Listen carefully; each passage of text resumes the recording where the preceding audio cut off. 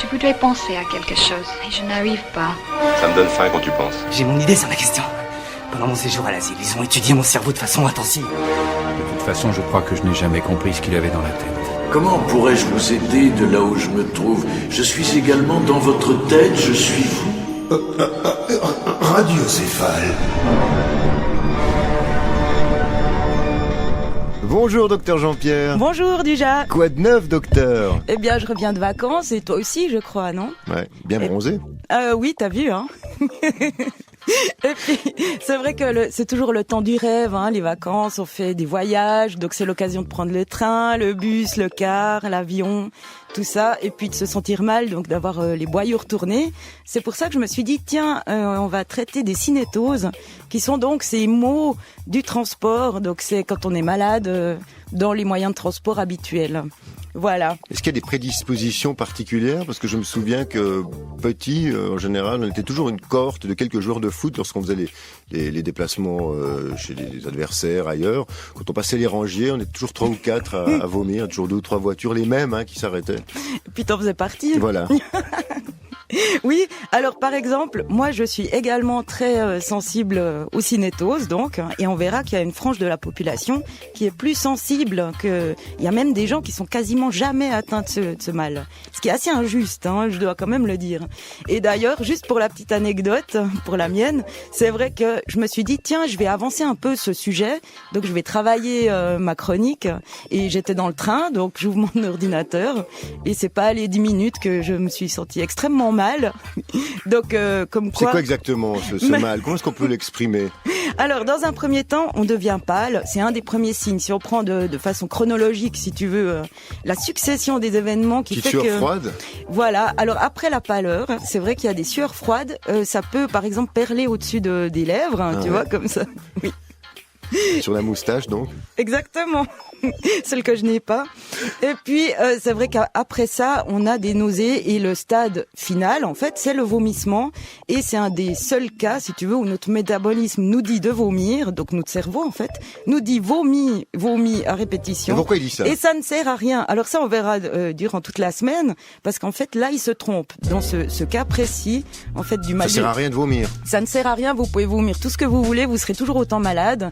Ce qui est quand même dommage, hein. On est d'accord. Je me souviens de ces trains, lorsqu'ils voyageaient tout droit, on n'était pas mal, finalement, et c'est depuis les trains inclinables, en tout cas moi, mes premières nouvelles nausées depuis tout petit, j'en ai plus pendant longtemps, et c'était souvent quand je prenais le fameux train du pied du Jura, à des moments, il s'incline, et c'est là que je commençais à avoir sueur froide, pâleur, un peu comme une grosse gueule de bois. Oh, ah bah oui, et puis tu sais que ce train, il s'appelle le Pendolino, justement. Alors ça, on va aussi en parler, parce que ça me tient à cœur, j'ai été extrêmement malade dans ce train, et il paraît qu'en 2014, il n'y en aura plus un seul. C'est-à-dire qu'on ne sera plus malade et le train ira encore plus vite. Mais c'est vrai que le système, moi j'aime bien ces idées que, en fait, les ingénieurs font tout pour qu'on aille plus vite, plus fort, plus loin dans l'espace et tout, et ils oublient le facteur humain. Par exemple, le mal de l'espace est un des plus graves, étant donné qu'il y a même plus de gravité. Et le mal de l'espace, peu de gens sont touchés, non? C'est pas vrai, bientôt on sera tous conviés. Bon, on n'est pas tous millionnaires pour l'instant, mais c'est déjà un problème qu'il faut absolument résoudre au plus vite. Parce que si un millionnaire, je sais pas, vomit son caviar sur son joli costard, c'est dommage. Alors qu'il vient de payer quelques millions pour faire un petit tour dans l'espace, ça ne va pas du tout. Donc la NASA, ils travaillent énormément, c'est pas un détail de l'histoire du tout, et ça a des impacts financiers assez importants, hein, ça c'est sûr. Il paraît qu'il y a des trucs pour éviter d'être mal dans un train. Par exemple, mon oncle me disait, je rapporte beaucoup à du vécu, à du personnel, parce que c'est du concret. Oui. Et mon oncle me disait, il faut regarder l'horizon. Ah oui, eh ben ça on va voir demain pourquoi est-ce qu'on est malade, et on va voir qu'il y a 2-3 trucs du coup qu'on peut en déduire en fait. Effectivement, on va voir que c'est un conflit entre la vision et notre position dans l'espace. Donc il faut essayer de résoudre ce conflit au mieux et donc voir qu'on bouge. Tu vois, c'est un petit peu bizarre comme ça. Hein. Eh ben on verra ça demain, on s'en réjouit d'avoir quelques trucs pour pas vomir son 4 heures dans le train. Plus. Ou dans le bus, c'est un peu plus difficile. Non, c'est musique facile. Alors, pour ce premier jour de la semaine, on va écouter Asil Atkins, qui était, et qui est toujours, mais il est mort, une référence musicale pour Motorhead, par exemple, ou Marilyn Manson, hein, et déjà We Got Date. D'accord. Avec le diable, certainement.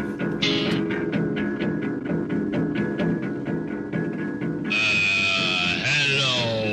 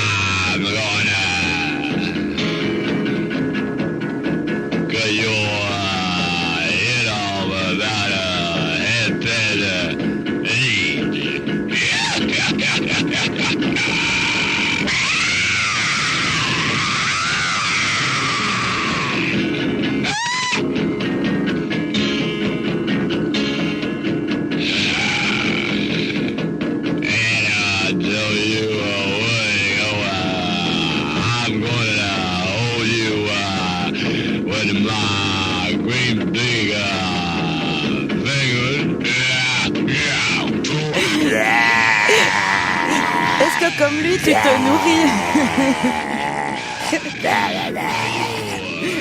Est-ce que comme lui, tu te nourris aussi quasi exclusivement de viande crue et de Oui. vodka? Absolument.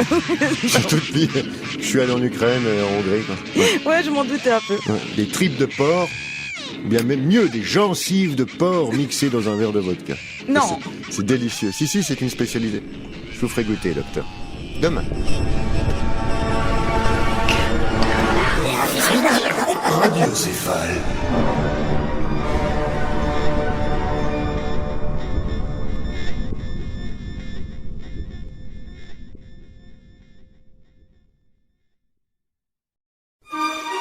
Je voudrais penser à quelque chose et je n'arrive pas. Ça me donne faim quand tu penses. J'ai mon idée sur la question. Pendant mon séjour à l'asile, ils ont étudié mon cerveau de façon intensive. De toute façon, je crois que je n'ai jamais compris ce qu'il avait dans la tête. Comment pourrais-je vous aider de là où je me trouve? Je suis également dans votre tête, je suis vous. Radiocéphale.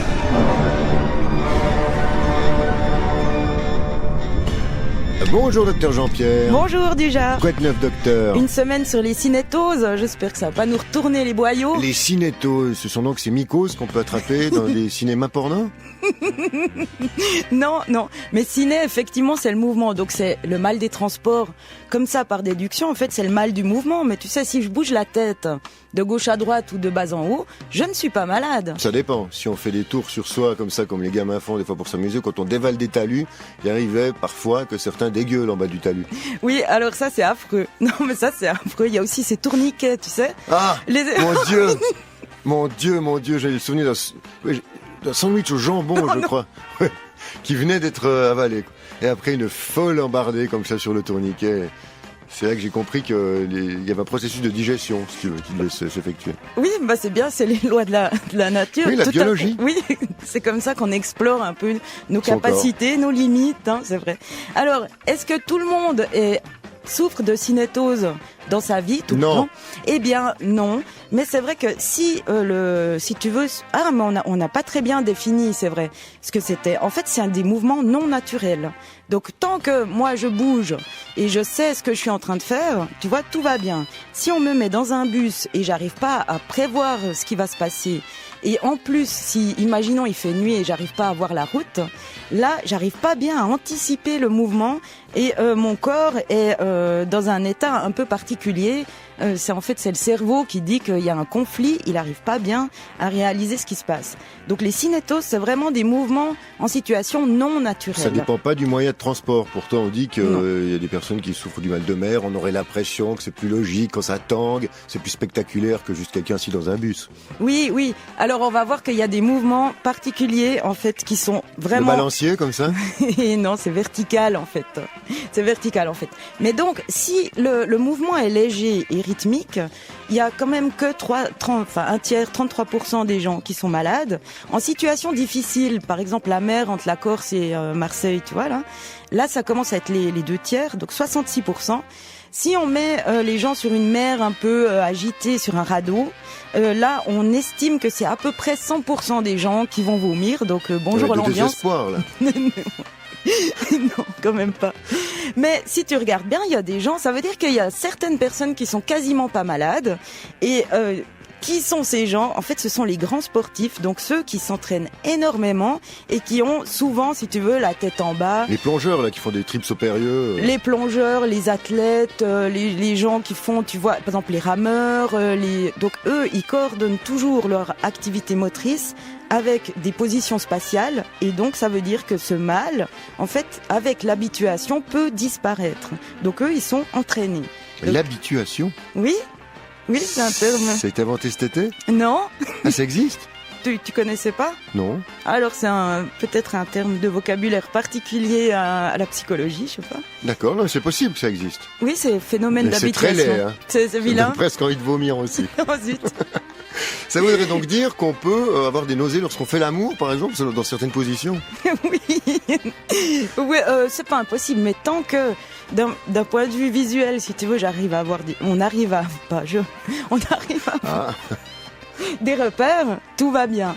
Mais c'est vrai que donc, si tous les matins on se levait, on faisait des pirouettes, un saut périlleux-carpé, on allait travailler en faisant la roue, on ne serait plus jamais malade, ni dans le Pendolino, ni dans le bateau, ni rien du tout.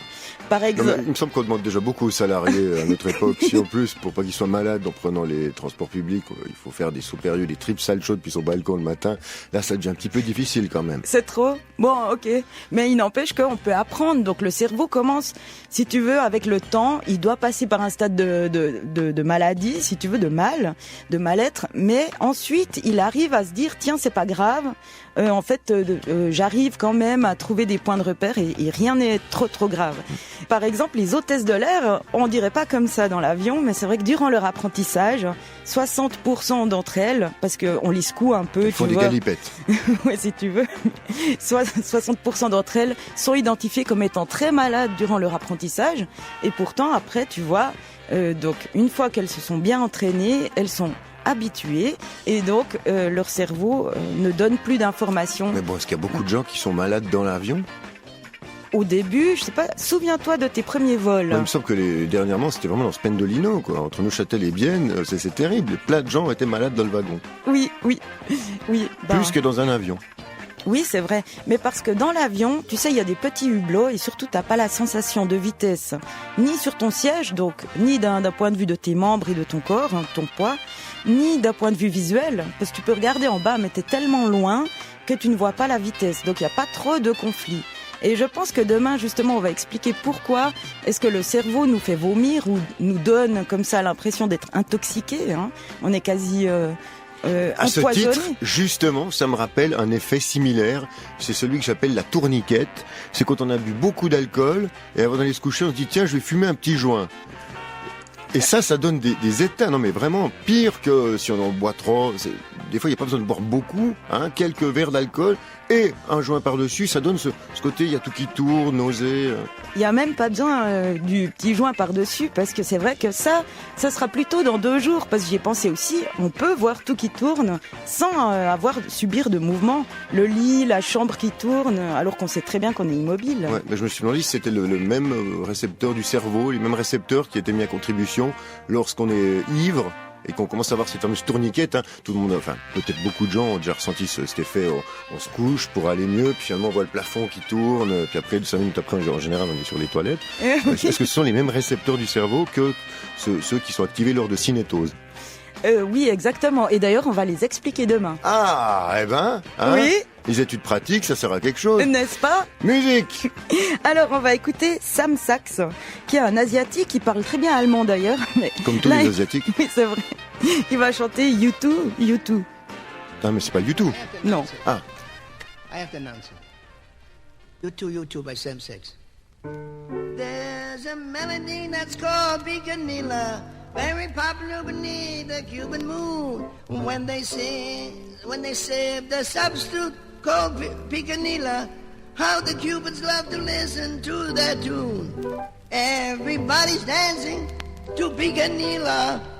It's the favorite in the jukebox at Slappy Joe's. It was sung to me beneath a beach umbrella, so I'm qualified to tell you how it goes. I like to kiss you do. Oh, how I go for this, you do. Then why not try a kiss or two, a little kiss or two. You're so very necessary to the future that I have in view. I like romance, you do. I wanna take a chance, you do. Do you love me? I hope you do. Because I love you too. I like you because I love you too. I like to squeeze, you do. I'm really aim to please, you do. Then why not try a hug or two, a little hug or two? You're so very necessary to the future I have in you. I like to love you do. That's all I'm thinking of, you do. Do you love me? I hope you do, because I love you do. Quel fabuleux morceau de musique, docteur Jean-Pierre. C'était qui? C'était Sam Sachs. D'accord. Qui est un Alors, nazi. Non, en fait, c'est un Américain, mais il parle allemand. C'est vrai que, alors lui, il a enregistré un CD, un CD de 20 minutes qui est assez extraordinaire parce qu'il arrête pas, en fait, tu vois, d'entreprendre des choses. En fait, il se rate et à chaque fois, il engueule le régisseur du son. C'est assez drôle. C'est un bon disque. Ouais, on a beaucoup ri. Je le recommande. À demain. Ciao.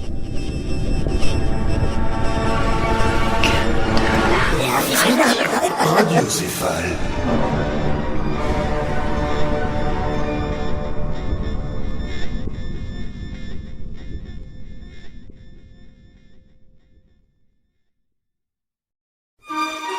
Je voudrais penser à quelque chose et je n'arrive pas.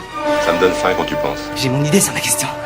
Pendant mon séjour à l'asile, ils ont étudié mon cerveau de façon intensive. De toute façon, je crois que je n'ai jamais compris ce qu'il avait dans la tête. Comment pourrais-je vous aider de là où je me trouve? Je suis également dans votre tête, je suis vous. Radiocéphale.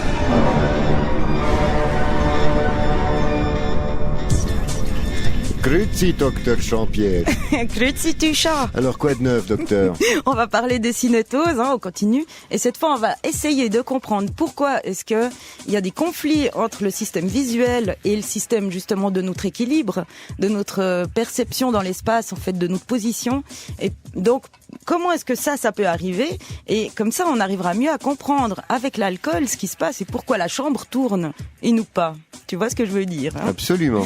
Alors, il y a des mouvements qui sont vraiment à éviter le plus possible. Donc, par exemple, les mouvements verticaux nous rendent beaucoup plus malades que les mouvements horizontaux.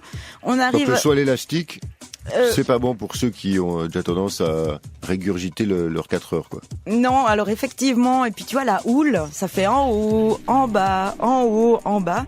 Et il y a justement un rythme, une fréquence, en fait, qui est à éviter. À La tout prix houle égal. Et les muitres. Donc, la fréquence à éviter, par exemple, les vannes. Non, mais je dois répondre. Non. Les muitres. Oh, très drôle. Bon, alors c'est 0,2 Hertz. C'est une fréquence Pas cher. très basse. Ça dépend si on a des sous. Alors, 0,2 Hertz, ça veut dire un cycle toutes les 5 secondes. Donc ça fait en haut et en bas en 5 secondes. Voilà. Donc en haut, ça fait 2 secondes et demie, en bas 2 secondes et demie. Et là, c'est clair que... En fait, c'est bien ces études, j'aime bien. Il y a tous des étudiants qui sont secoués, donc on les fait tanguer dans une boîte, une grande boîte. Mais ils font ça tous les week-ends, tanguer dans des boîtes, les étudiants. Ah oui, c'est vrai. Et puis, on mesure à quelle fréquence, en fait, tout le monde est malade, ou le plus possible. Et c'est donc à cette fréquence d'un cycle de 5 secondes. Donc, moi, j'aime bien aussi. Et tout le monde vomit ensemble ou... Il y a des cycles différents? Non, alors normalement, assez rapidement, parce que c'est assez rapide comme réaction.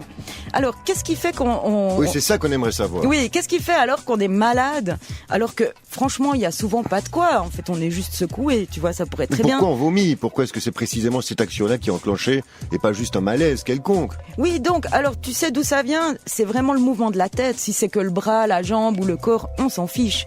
En fait, c'est la tête, parce que dans la tête, il y a donc le système vestibulaire qui est logé dans l'oreille interne. Donc on a 2 oreilles, 2 oreilles internes, c'est donc à l'intérieur. Il y a des canaux semi-circulaires, donc on peut imaginer en 3D, tu vois. Et ça nous permet de percevoir les 3 dimensions, parce qu'on est assez fort pour ça. Et ces canaux, ils sont remplis d'un espèce de liquide légèrement gélatineux, tu vois, c'est l'endolymphe. L'endolymphe. C'est un joli mot. Hein. On pourrait en avoir une fois, en toucher, Mais il y en a très... en goûter. Je pense que ça doit être une solution légèrement saline, je vois pas trop. En tout cas, bon, alors il y a des otolithes dedans, c'est des espèces des otolithes. Aujourd'hui, ça déchire. Cinétose, endolymphe, otolithe. Oui. Un peu de plaisir aujourd'hui. C'est des cristaux, en fait. Donc les otolithes, ils flottent et en bougeant, tu vois, quand tu bouges ta tête, ces otolithes frottent délicatement des cils sur les parois de ton oreille interne. Donc ils flottent dans l'endolymphe et ils frottent les cils et la pliure du cil. La pliure. L'inclinaison, c'est plus joli. L'inclinaison des cils produit un influx nerveux. En fait, il transmet cet influx nerveux par le nerf crânien numéro 8, puisqu'on y est, au cerveau. il dit attention, là on est en train de bouger de tel côté ou avec telle inclinaison, etc. Donc comme ça on peut vraiment savoir dans l'espace où est-ce qu'on se situe. Tu vois un peu le truc. Donc en fait, si en fait, ce système de l'oreille interne, il est aussi connecté aux saccades oculaires. C'est-à-dire, si je suis en mouvement, il faut que mes yeux sachent exactement ce qui se passe dans l'environnement. Parce que je bouge, je marche, hein, ça c'est un mouvement naturel. Il faut que mes yeux se posent à la bonne place, donc ils anticipent, un peu éloignés, tu vois. Et normalement, le mouvement vient confirmer ce que je viens de voir. Donc c'est une espèce d'interaction comme ça. Et imaginons dans le train, je suis assise, le train démarre, mon oreille interne me donne la poussée, tu vois, j'ai la tête qui bouge un peu en arrière, etc. Ouais. Imaginons qu'il y a un train en face qui démarre en même temps, mais dans l'autre sens. Ça t'est déjà arrivé, On a ça? l'impression qu'on démarre. C'est affreux. Non, dans l'autre sens. Quoi, dans l'autre sens? Nous, on part dans un sens, donc notre oreille interne Oui, nous même dit... des fois, mon train est à l'arrêt, un autre train démarre et j'ai l'impression que c'est moi qui démarre. Ah, pareil. Oui, et là, on sent bien le conflit. On sent que on commence à se sentir légèrement burp, pas bien, des nausées. Parce que justement, il y a ce conflit qui vient d'arriver. Le cerveau, quand il voit que, en fait, il n'y a pas correspondance entre les deux informations, qu'est-ce qu'il croit? Il se dit, il y en a un des deux qui hallucine. Je ne sais pas lequel, mais soit l'oreille interne, soit la vision, le système visuel, est en train de complètement partir en hallucination. Et qu'est-ce qu'il dit dans ces cas-là? Il dit... Faut vite dégueuler. Il dit, non, normalement, c'est le poison. C'est soit le venin d'animaux vraiment dangereux. Ah, c'est pour ça Oui. qu'il fait balancer finalement les toxiques qui pourraient potentiellement Exactement. avoir été ingérés auparavant. Il est sûr qu'il y a des neurotoxines qui sont en train d'être... mais c'est vraiment le début. Donc, par précaution, il faut C'est un vomir... réflexe. Oui, il faut vomir illico. Donc, il y a une région du cervelet qui s'appelle l'air postrema qui envoie un signal au duodénum qui est sous l'estomac et qui se contracte. Plouc, plouc, plouc. Et si tu as quelque chose dans l'estomac, c'est mort, quoi. Il y a tout qui sort. Et c'est ça, en fait, qui fait que... Mécanisme de survie. Oui, voilà. Donc, en fait, c'est vraiment pour éviter l'empoisonnement, alors qu'on n'est pas empoisonné, bien évidemment. Mais c'est pour ça qu'on peut vomir autant qu'on veut lors des cinétoses. Ça ne changera rien du tout. On sera toujours autant malade. Donc, en fait, c'est une erreur du cerveau. C'est une mauvaise interprétation. Mais il pouvait pas savoir, tu vois, l'homme de Cro-Magnon ne vivait pas ce genre de situation dans le Podolino, tu vois ce que je veux dire. Exactement. Ça veut dire que ce seraient des restes non évolués, C'est-à-dire... qui n'auraient pas eu le temps de s'adapter. Non, c'est-à-dire c'est vraiment un mal dû à la technologie. Tu vois ce que je veux dire? Tant qu'on marche, on court, tout va bien, mais dès que ça devient des mouvements comme ça, en fait artificiels, tu vois, ça crée des conflits que, ma foi, on peut pas prévoir à l'avance forcément. Par contre, l'homme des cavernes se bourrait parfois la gueule et voyait La plafond de son caverne tourner. Oui. Alors, franchement, c'est quasiment le même système. Mais on verra ça Mais demain. pas tout à fait, oui. Je crois que c'est ça mieux, vaut un petit peu de suspense, un peu de mystère, le mystère de l'homme des cavernes bourré. Vous saurez tout ça demain, donc dans Radio Céphale. Mais d'abord, de la musique avec encore, une des perles de vos trésors acoustiques. Un chef-d'œuvre, et je sais que tu vas être sensible à cette chanson. Le titre, c'est Miaou Miaou Gogo Kitty. Ça commence bien. Go, go, kitty.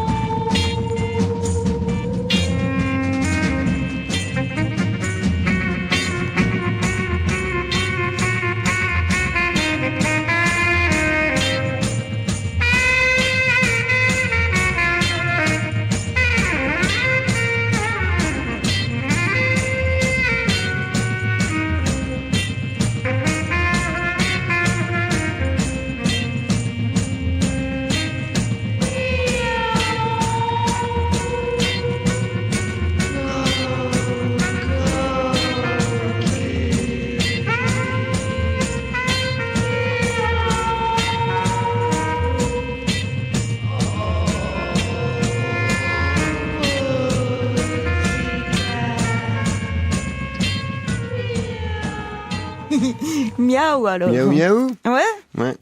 Parler langage chat. très bien. Ouais. Ouais, couramment. Comment est-ce qu'on dit à demain? Miaou miaou.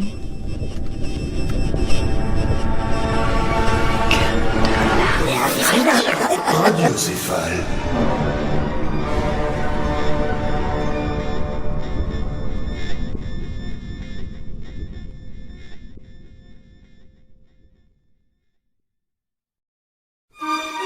Je voudrais penser à quelque chose et je n'arrive pas. Ça me donne faim quand tu penses. J'ai mon idée sur la question. Pendant mon séjour à l'asile, ils ont étudié mon cerveau de façon intensive. De toute façon, je crois que je n'ai jamais compris ce qu'il avait dans la tête. Comment pourrais-je vous aider de là où je me trouve? Je suis également dans votre tête, je suis vous. Radiocéphale.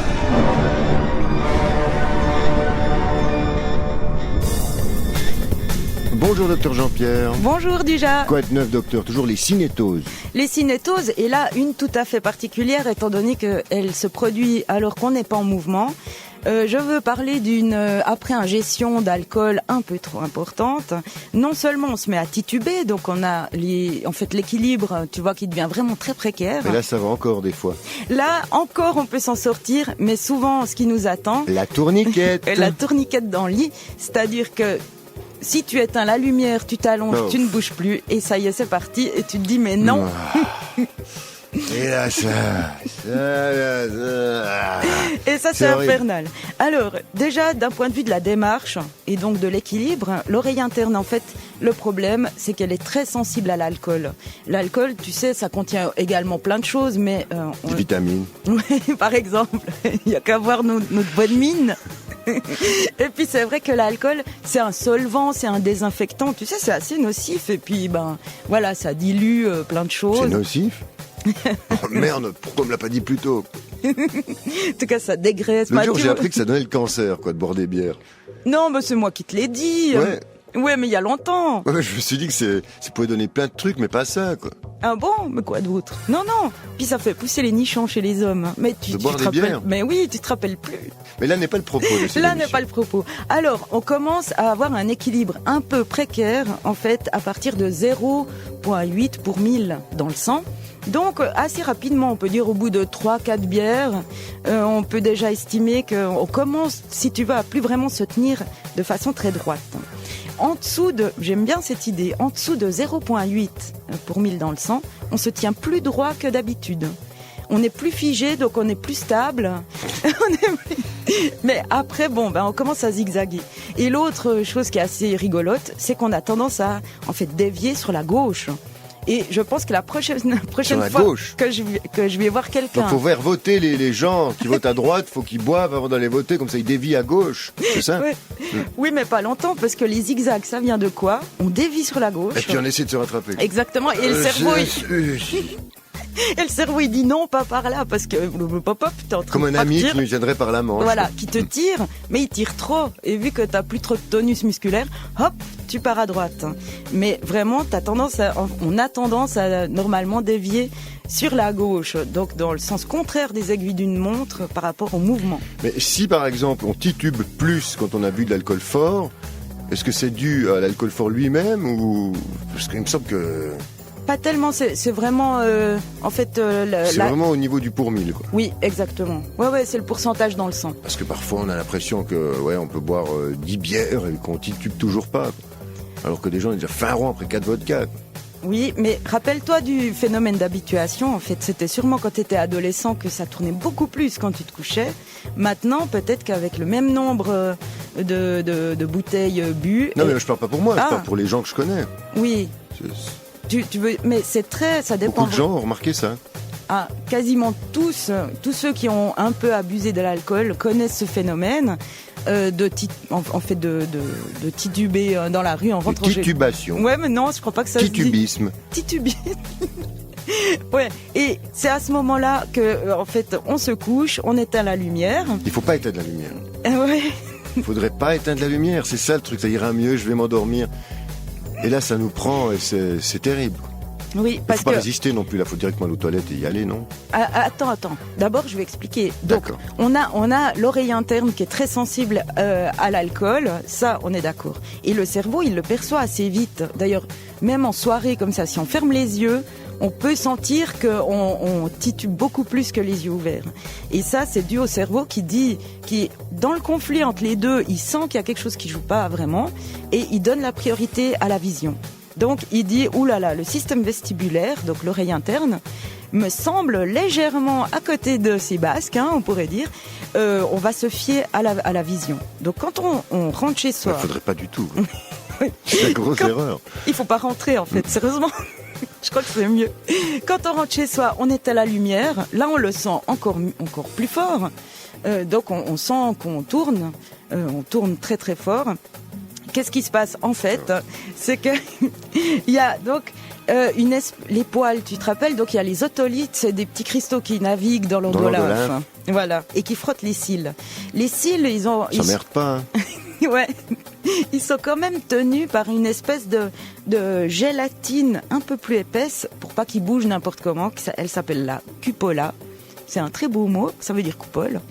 Et c'est comme une méduse, tu vois, donc les cils ils sont pris dans cette espèce de méduse et l'alcool a la fâcheuse tendance à libérer, déformer cette cupola.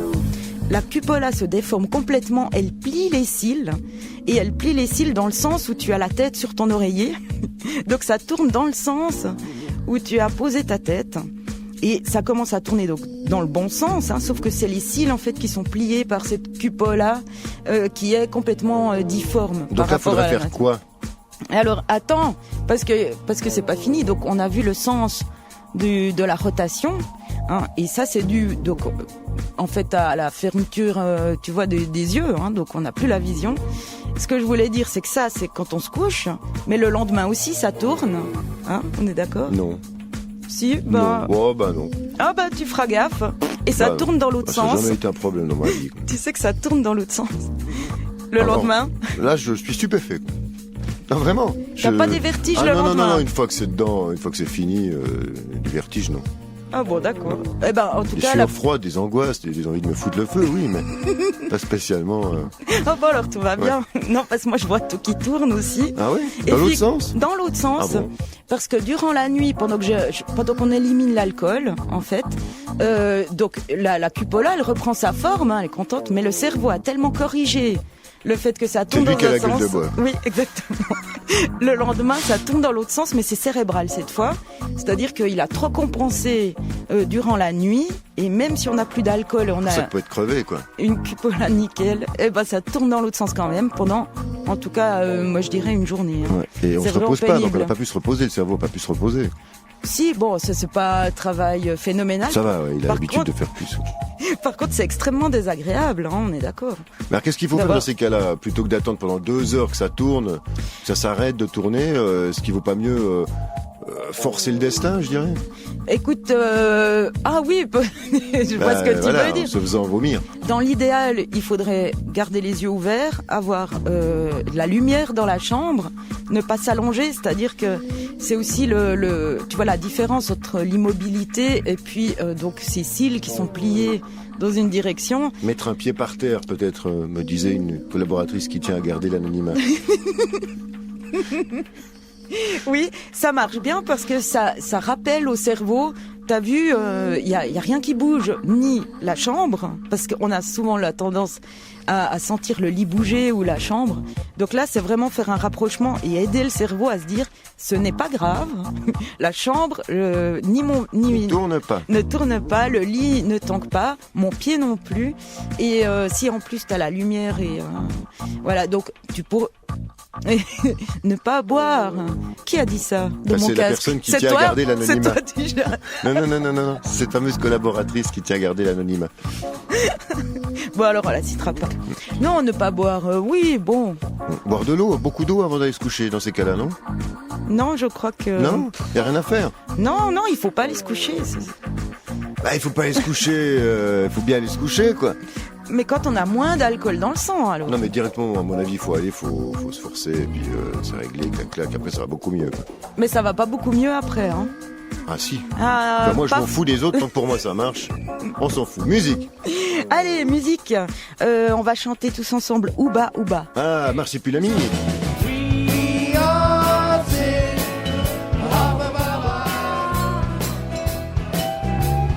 We are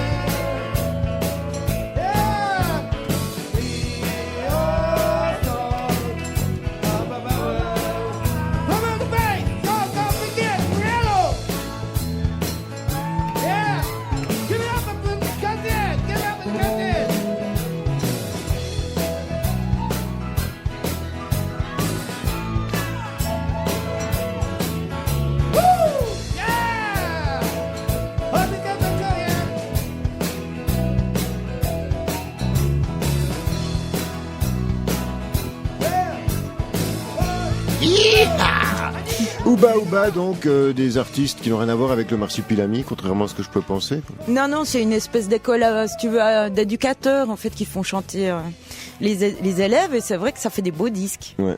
Ils ont que ça à foutre, ils veulent pas les soigner.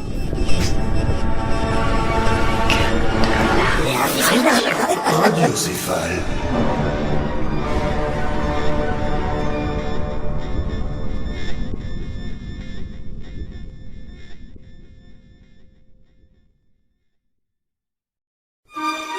Je voudrais penser à quelque chose et je n'arrive pas.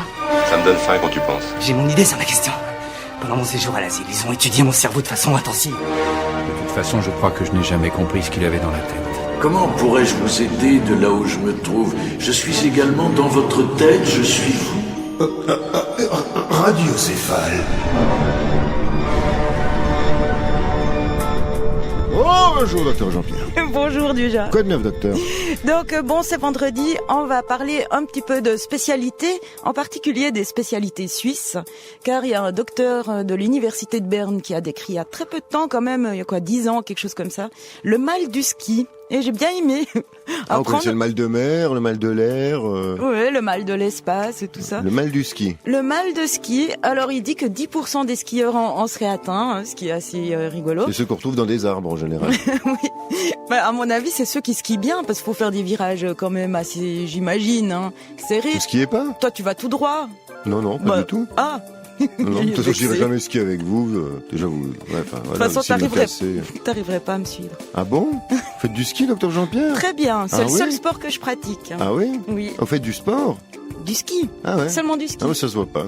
Oh bah dis donc. Faudra regarder de plus près.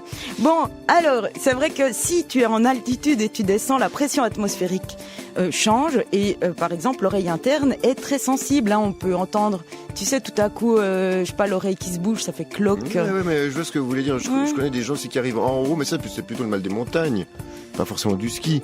Les gens qui font par exemple 1000 mètres, 3000 mètres en peu de temps avec des télécabines, il y en a certains qui s'évanouissent à la sortie du télécabine. Oui, alors bon, il y a aussi le niveau d'oxygène et tout, Ouais. Mais là c'est encore plus particulier. C'est vraiment sur les skis, quoi, quand on descend. Oui, c'est parce qu'on tourne de façon rythmique, par exemple moi, tu vois, comme ça. Ça c'est la vieille godille des années 80, quoi. C'est ridicule, ça ne se fait plus. Mais j'aime les années 80.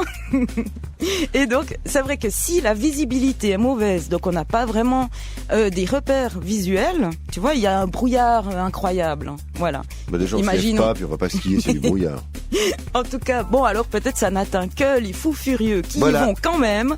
C'est-à-dire que non seulement t'as pas vraiment d'indication sur la pente, t'arrives pas à suivre avec les yeux, tu tournes beaucoup, il y a les changements de pression atmosphérique et en plus tu as les pieds qui sont pris dans des chaussures toutes dures et donc tu n'as pas vraiment de retour sur ce que tu es en train de faire. Tu dégueules tes viennoiseries et ta salade de pommes de terre que tu as mangé au restaurant d'altitude. Exactement. Et là tu vas consulter... Et qui coûtait 35 francs. Oui, c'est vrai. Ah, les nerfs. Puis après, tu te retrouves à l'hôpital de Berne, voilà, et quelqu'un a écrit avec un une article. Fracture ouverte. Oui, c'est ça, n'empêche. Apparemment, ils sont très malades. Je sais pas trop. En tout cas, il y a même aux États-Unis, ils en rigolent, donc de cette description de Heusler. C'est le docteur. C'est pas des conneries. Non, c'est pas des conneries, mais c'est vrai qu'il y a des articles qui sont parus dessus. C'est assez amusant. Et sinon, pour finir, alors je sais pas, il y a le mal de l'espace. Ou le Pendolino, je sais pas. Moi, je dirais plutôt le Pendolino. Quoi. Le Pendolino. Ouais, ça doit toucher quand même plus d'auditrices et d'auditeurs que le mal de l'espace lui-même, à mon avis. Bon, d'accord. Alors le Pendolino, c'est vrai qu'il a été créé pour aller très vite. Donc on a remarqué, maintenant les CFF, c'est vrai qu'on a un gain de temps extraordinaire. Ça, c'est sûr.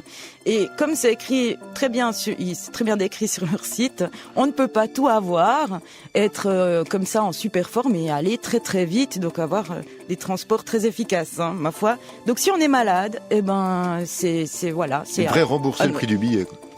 Et tu sais que j'ai demandé une fois, pour l'anecdote, la première fois que je suis montée dans un Pendolino, c'était pour un voyage de 2 heures. J'étais invitée à manger, donc 2 heures après, donc je suis allée le ventre vide, je crevais de faim. Et c'est pas allé au bout de 20 minutes, je vomis la première fois, 40 minutes la deuxième fois, j'ai vomi 4 fois. Je n'ai rien pu manger à mon souper. Vous aviez fait la noce le jour d'avant. Rien du tout. Rien du tout. J'étais verdâtre. J'ai mal Comme de... d'hab. l'œil vitré comme d'hab. Et le lendemain, j'ai dû faire le trajet retour. Et C'était le même enfer? Non, alors ça allait mieux, mais je partais malade déjà. Et là, je suis allée au guichet, donc en rentrant chez moi, j'ai dit je m'excuse, j'ai payé 70 francs pour un trajet qui m'a rendu malade, qui m'a gâché ma soirée. Je n'ai pas pu dormir. Est-ce que je peux avoir un geste des CFF? Parce que moi, j'étais pas prévenue. Fallait les preuves, fallait prendre un bout de vomi. Ah oui, m'a dit, mais c'est le Pendolino, madame. C'est comme ça. C'est comme ça, voilà. Et il n'empêche que ça va mieux maintenant, donc à force... On s'habitue, c'est l'habituation. On s'habitue un petit peu, et il faut surtout éviter donc de travailler, comme moi, quand je travaille sur les cinétoses. Il faut regarder donc l'horizon, est-ce que mon oncle avait raison? Oui, il faut regarder absolument dehors. Donc éviter, par exemple, de se faire les ongles dans le train ou de travailler sur un sujet qu'on va présenter. C'est bizarre, ça, parce que mon oncle se fait souvent les ongles, justement, dans le train, les ongles des pieds. C'est vrai. N'est-ce pas, mon cher Francis? Donc, c'est tout pour cette semaine, les cinétoses? Oui, écoute, oui, le mal de l'espace, on peut le garder pour une autre fois, parce que c'est quand même drôle, c'est là où on est le plus malade, étant donné qu'il n'y a même plus la gravité, tu vois, notre poids Donc on qui peut nous pas tient être droit. gravement malade, quoi. On est Il y a plus de gravité, quoi. extrêmement malade. Ouais. Et ils sont tous très malades, mais ils le disent pas. C'est tout dans la combinaison, il paraît que c'est En très plus, ils doivent dangereux. dégueuler dans leur Oui. casque, là, c'est terrible, quoi. Et il paraît que c'est extrêmement dangereux. Le soupe de poisson, comme ça. Et on peut quand même dire Apollo, parce que c'est comme des millions, des milliards de dollars. Apollo 8, 9, 11, toutes les missions ont dû être adaptées en cours de route, parce que même après entraînement, les gens étaient malades, mais à un tel point qu'ils se vidaient entièrement. Et quand tu as des vols, je sais pas, de 167 jours, eh bien, t'es proche de la mort. C'est-à-dire, c'est en continu, cette Faudra étape. demander à Laïka, Non, non, ça c'est une histoire pauvre trop petite triste. chienne, C'est horrible. qui a dégueulé toute la fin de sa vie, quoi. Non, Tout mais son canigou. Est-ce Il y en qu'elle- avait partout. est-ce qu'elle tourne encore? Non. Ah, elle est redescendue? Je pense, je sais pas. C'est affreux. Ouais, non, c'est affreux. j'aime pas du tout cette histoire. Non, bah oui, c'est quand même l'histoire. Hein. L'histoire n'est pas faite que de choses agréables, Non. mon cher docteur. À partir de Là, maintenant. c'est fini, là. Ah Ouais. On peut écouter un peu de musique, mais on se barre. C'était la conclusion. Ah bon, parce qu'on sera plus malade, ça tu sais. On sera plus malade. On sera plus malade dans les Podolino parce qu'en fait, ils compensaient la force centrifuge. Et c'est pour ça qu'on n'était pas scotché contre les parois avec la vitesse dans les virages. Ok. Et là, ils vont mettre des chariots sous les wagons. Chariot mini-bar, Ouais, mini-bar, non, même- sandwich, coca. Non? Avec beaucoup de poids. Et donc, du coup, ça va moins tanguer. Eh ben, Merci. merci les CFF. Il Merci. reste plus qu'à baisser de moitié les prix et puis on aura l'impression de ne pas se faire baiser. Merci beaucoup, docteur. À la semaine prochaine. À la semaine on se quitte en prochaine. musique, évidemment, histoire d'inaugurer ce week-end palpitant qui nous attend. Alors, c'est The Fang, chanté par Nervous Nervous. Ah, mes préférés.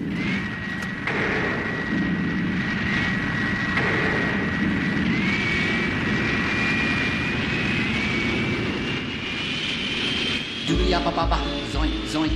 Doodly-yapa-papa, zoink, zoink. One morning I was born on the planet Mars. I gassed up my cradle and I shot to the stars and I landed on Earth with a solid bang. I'm the Fang. I'm the Fang. I'm the Fang. Now it didn't take me long to get settled down, 'cause when I dug the cool chicks in every town, I said, this is it, cat, let's get earthbound. I'm the Fang. I'm the Fang. I'm the Fang. I got a bebop cat man, a real stingaree, and a solid gold keychain down to the knees, and real nervous pegs with a crazy crease. I'm the Fang, the Fang, I'm the Fang. Man, I'm feeling just like a newborn colt. I'm gonna hit these chicks with a Martian jolt, 'cause I'm a red hot daddy with 1,000 volts. I'm the Fang, I'm the Fang, I'm the Fang. Now I meet this Earth cat and he says, hi, you all. Man, you're real nervous. You feel like a ball. I said, sure, Daddy. He said, let's find a hole. He didn't know I was a Fang. The Fang. The Fang. So we dug a cool hole and tried it on for size, and all the cats were jumping to a rock and roll cry, and every Melaruni chick just glued her eyes on the Fang. On the Fang. On the Fang. My feet started flashing like the noonday sun, and my blue suedes were hotter than a $2 gun, and the chicks all yelled, Daddy, oh, you're the one, you're the Fang. You must be the Fang. You're the Fang. Now when I left that hall about 12 midnight, I was an outer space papa that was feeling right, 'cause every chick in the house was mine on sight. Man, I'm the Fang. I'm the Fang. I'm the Fang. I revved up my rod and I flashed into flight and I sped through the stars back to Mars, my delight. And I know those Earth chicks are dreaming tonight of the fang, of the fang, of the fang.